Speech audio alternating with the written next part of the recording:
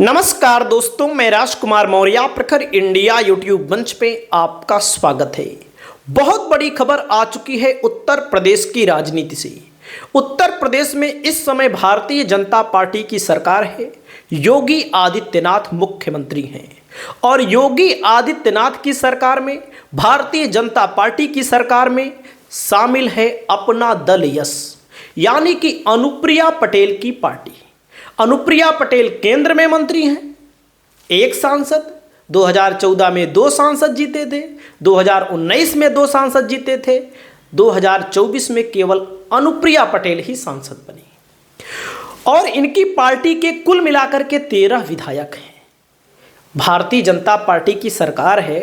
Samajwadi party अगर कोई आरोप लगाए तो कहा जाएगा कि विपक्ष की पार्टी आरोप लगा रही है, लेकिन भारतीय जनता पार्टी के अंदर सब कुछ ठीक नहीं चल रहा है। उत्तर प्रदेश में इस समय योगी के खिलाफ एक बगावत सी छिड़ गई है, यानी कि योगी जी का तो नाम नहीं लिया जा रहा है, लेकिन कहीं ना कहीं योगी जी की सरकार को निशाने पर लिया जा रहा है। क्योंकि पिछले दिनों आप लोगों ने देखा होगा, तमाम भर्तियां हुई। 69,000 शिक्षक भर्ती का जो मामला है, सबसे बड़ा मामला है।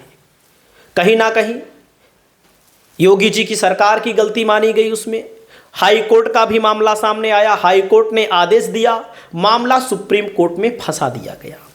लेकिन जो अनुप्रिया पटेल के पति हैं, आशीष पटेल, प्राविधिक शिक्षा मंत्री हैं, यानी कि इंजीनियरिंग कॉलेज जो होते हैं उससे संबंधित मंत्री हैं।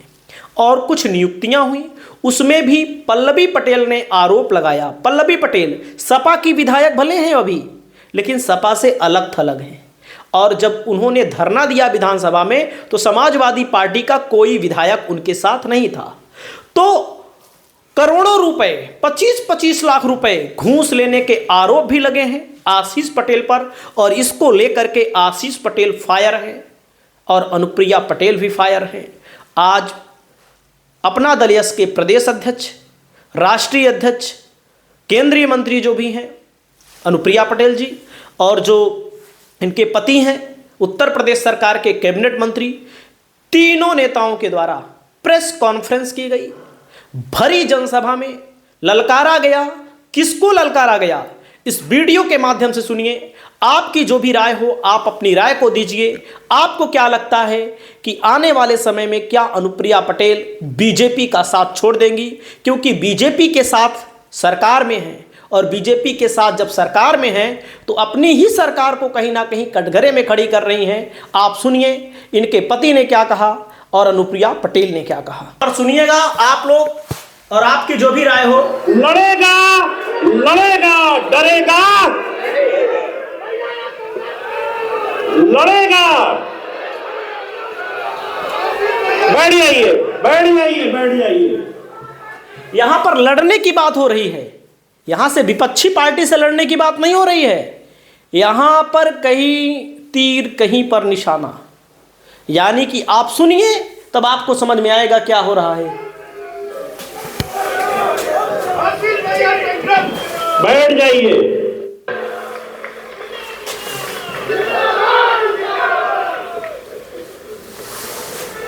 मैं डरने वाला नहीं हूं। मैं थप्पड़ खा करके चुप बैठने वाला भी नहीं हूं।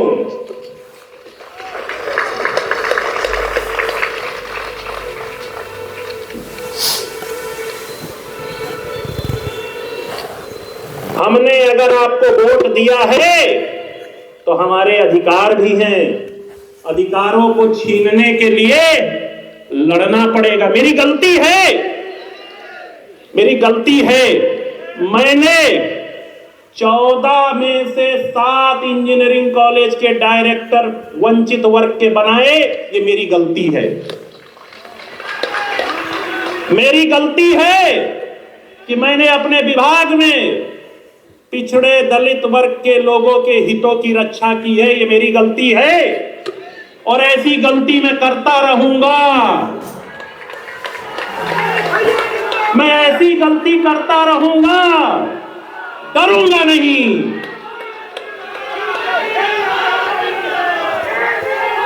मुझे डरना चाहिए, डरना चाहिए। नहीं डरूंगा, डरूंगा नहीं। डराइए, कितना डराएंगे आप? आपके पास अगर तंत्र है तो मेरे पास जनतंत्र है। और लड़ाई में हमेशा कौन जीतता है?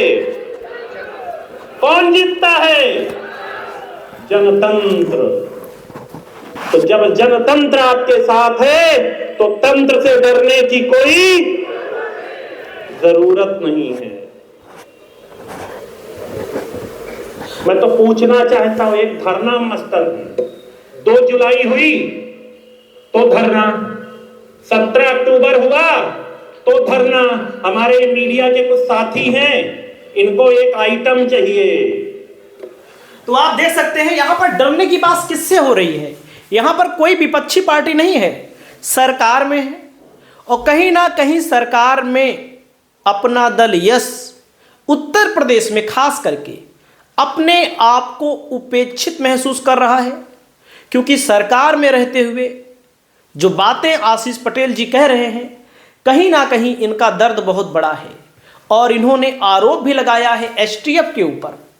एसटीएफ के ऊपर आरोप लगाया है, कोई छोटा मोटा आरोप नहीं है। और जब इन्होंने आरोप लगाया है तो इन्होंने कहा है कि भारतीय जनता पार्टी का नाम तो नहीं लिया, केंद्र में सरकार में है, योगी जी का नाम नहीं लिया। और जब योगी जी का नाम नहीं लिया तो कहीं ना कहीं सब कुछ गड़बड़ चल रहा है, क्योंकि विपक्ष में तो जैसे सपा विपक्ष में है तो उसकी बात ही करना बेकार इसलिए वर्तमान में, क्योंकि इस मामले में उसका कोई एंगल ही नहीं है। तो आप सुनिएगा मीडिया ने क्या बताया है इस मामले को लेकर। तो आप यहां पर देख सकते हैं, हिम्मत है तो सीने पर गोली मारो, अनुप्रिया पटेल के पति और यूपी के मंत्री ने दिखाए तेवर। सरकार के मंत्री ने लगाया षड्यंत्रों का आरोप, अनुप्रिया बोली डरेंगे नहीं, सवाल उठाते रहेंगे। अपना दल के खिलाफ कौन सा षड्यंत्र रच रहा है? हम डरेंगे नहीं, मतलब नाम नहीं लिया इन्होंने। षड्यंत्र पर चुप नहीं बैठेंगे, मंत्री आशीष पटेल पर लगे हैं करप्शन के आरोप। तो आप समझिएगा लखनऊ में अपना दल यस की बैठक होती है और कहीं ना कहीं यूपी के मंत्री आशीष पटेल को एसटीएफ से किस बात का डर है, कैसे है अपना दल यस और बीजेपी के साथ इनका संबंध है। हिम्मत है तो सीने पर गोली मारो, ऐसी बातें किसके लिए बोली जा रही हैं? तो आप लोगों की क्या राय है? क्या एनडीए में फूट होने वाली है? क्या एनडीए का साथ उत्तर प्रदेश में खास करके, हालांकि जब उत्तर प्रदेश में एनडीए का साथ अनुप्रिया पटेल छोड़ेंगी तो केंद्र में भी छोड़ना पड़ेगा।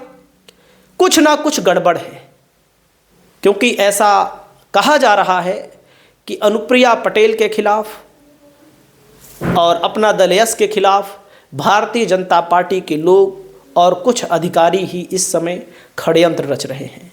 आपकी क्या राय है? क्या आने वाले समय में एनडीए का साथ छोड़ करके अन्य किसी पार्टी के साथ गठबंधन कर सकती हैं? अपनी राय को बताइए। चैनल पर पहली बार आए हैं तो चैनल को जरूर सब्सक्राइब करिए। नमस्कार।